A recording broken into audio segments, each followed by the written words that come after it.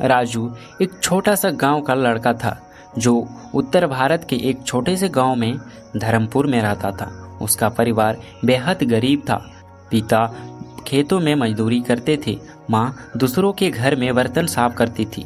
लेकिन राजू के भीतर में कुछ खास था, एक चमक, एक सपना और एक जीत।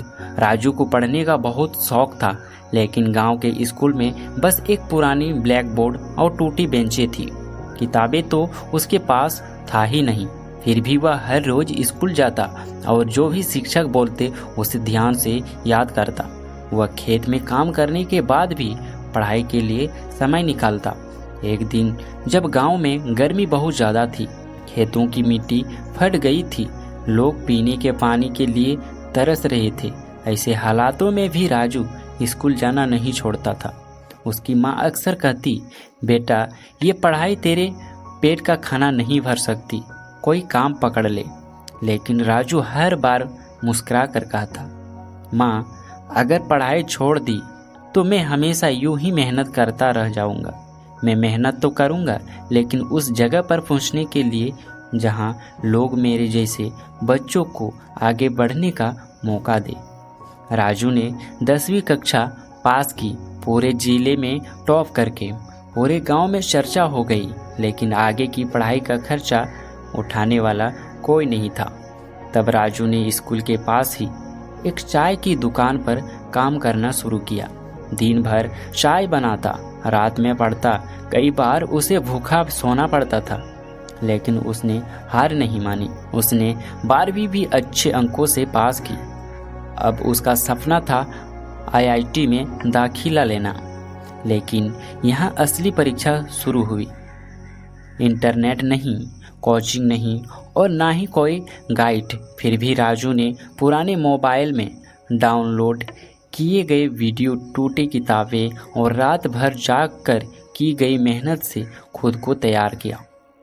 3 साल लगातार तैयारी के बाद जब वह चौथी बार परीक्षा देने गया तो लोग बोले, अब तो छोड़ दे, जितना पढ़ना था पढ़ लिया।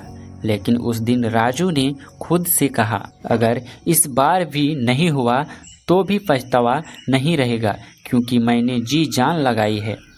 पर इस बार किस्मत भी उसके साथ थी। IIT बॉम्बे में उसका चयन हो गया। वह दिन उसके लिए सपने के सच होने जैसा था।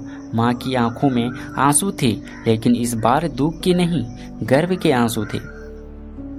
IIT में पढ़ाई के दौरान भी उसने छात्रवृत्ति से लेकर पार्ट टाइम काम किया ताकि खुद का खर्चा उठा सके।